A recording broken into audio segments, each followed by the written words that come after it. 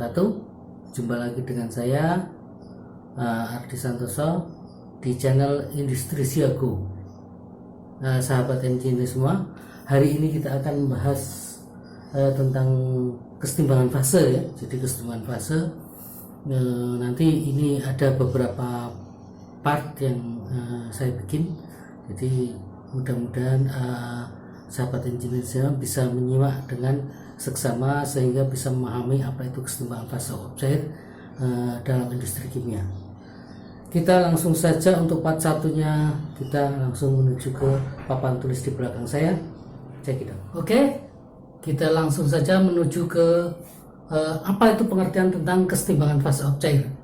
Jadi yang namanya kesetimbangan fase uap cair apabila kita mempunyai sebuah bejana di mana dalam bejana ini berisi bahan A, maka apabila kecepatan menguap dan kecepatan mengembun ini sebanding, maka bahan A ini akan mengalami kesetimbangan fase uap cair.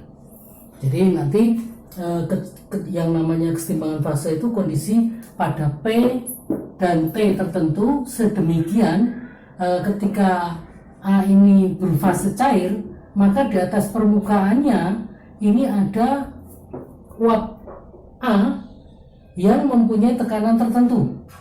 Nah, ini tekanan inilah disebut sebagai tekanan uap. Nah, untuk menentukan tekanan uap ini kita bisa menggunakan berbagai persamaan ya.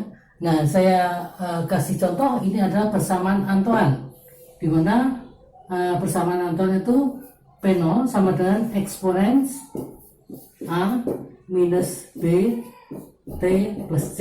Jadi nanti seperti itu.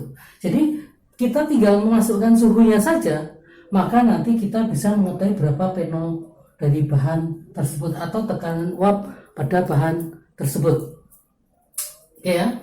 Jadi kemudian ketika pada suhu sekian tekanan sekian, maka nanti akan mengalami bahan A ini akan mengalami kesetimbangan fase uap cair, di mana kecepatan menguapnya ini sama dengan kecepatan mengembun. Saya misalkan ini kecepatan menguapnya itu 10 mol ya per detik misalkan. Nah, kecepatan mengembunnya ini juga 10 mol per detik. Maka bahan tersebut, bahan A ini akan mengalami kesetimbangan fase uap cair ya. Oke. Kita masuk lagi ke apa sih manfaat dari penggunaan tekanan uap ini ya. Nah, kita akan melihat atau kita mengenal yang namanya hukum Rolle atau hukum kesetimbangan fase uap cair, di mana hukum kesetimbangan uap cair ini menjelaskan seperti ini ya. Jadi nanti K sama dengan P0 per PT sama dengan Y per X. Jadi definisinya bahwa pada suhu dan tekanan tertentu, maka perbandingan tekanan uap dengan tekanan totalnya akan sebanding dengan fraksi uapnya dengan fraksi cair, di mana perbandingan ini adalah bernilai konstan ya, bernilai konstan ya. Jadi ketika kita mempunyai suhu dan tekanan tertentu, maka nanti kita masukkan suhunya, ketemu P0-nya, maka P0 ini masuk ke persamaan hukum Rolle, maka kita bisa mengetahui berapa konstanta kesetimbangan fase uap cair ya. Nah, sekarang apa artinya konstanta kesetimbangan uap cair ya? Sekarang kita permisalkan saja ya, ini P0 itu sama dengan PT.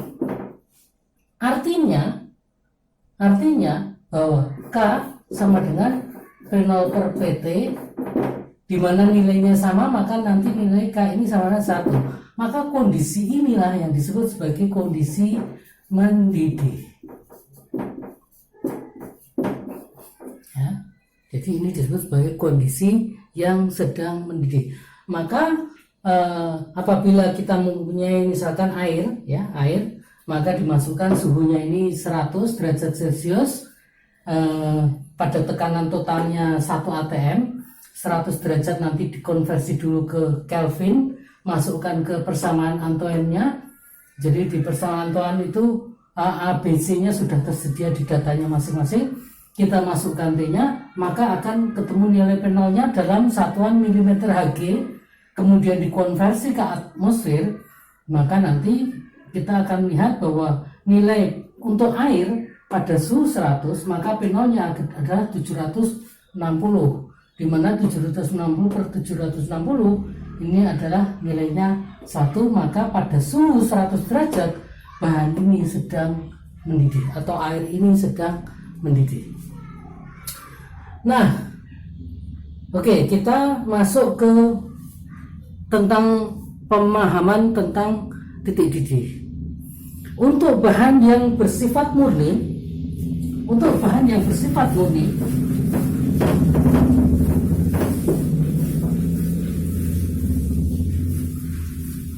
jadi kita mempunyai bahan A murni, maka ketika dia mendidih dan ketika dia mengembun, maka berimpit pada satu titik, ya, ya. Nah, kita bisa lihat pada diagram pH ya, ini. Jadi nanti seperti ini. Ini P, ini H, ya. Di sini kondisi titik kritis, ya. Nah, di sini adalah tekanan kritisnya. Ini parameter suhu, di mana ini adalah TC, ya, TC. Nah, kita lihat sekarang untuk bahan di sebelah kiri garis kesetimbangan fase, ini di sebelah sana, maka ini kondisinya adalah kondisi cair. Kemudian ini ada garis titik embun. Di atas titik embun ini adalah uap, ya, uap. Kemudian di atas suhu kritis, di pembahasan kemarin saya sudah bahas bahwa di atas suhu kritis ini adalah fasenya gas. Jadi ini di sini adalah fase gas. Ya. Nah, kemudian yang di dalam kurva yang di bawah ini fasenya apa? Ini adalah fase campuran cair uap. Ya. Jadi kita review sebentar ya tentang diagram pH ini. Ini H ini adalah entalpi, P tekanan ya, sekali lagi. Kemudian di sini adalah kondisi cair jenuh. Ini adalah cair jenuh, atau disebut juga pada kondisi titik didihnya, atau pada kondisi bubble point. Nah, ini di sebelah kiri, ya, sampai kondisi kritis.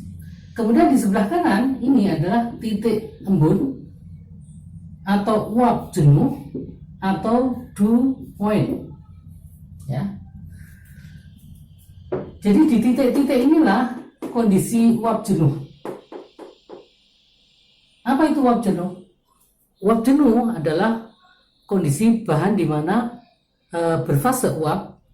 Ketika didinginkan, maka bahan tersebut akan mengalami perubahan fase, yaitu akan mengembun menjadi cair. Sementara untuk cair jenuh, ini bahan tersebut ketika dipanaskan, maka dia akan berubah fase menjadi uap. Jadi ketika dipanaskan, ini bahan pada kondisi jenuh ini, pada cair jenuh ini bukan suhunya naik, tetapi akan mengalami perubahan fase, yaitu menjadi uap. Sementara pada uap jenuh, ketika bahan tersebut didinginkan, dia suhunya tidak turun, tetapi dia akan berubah fase menjadi cair, ya.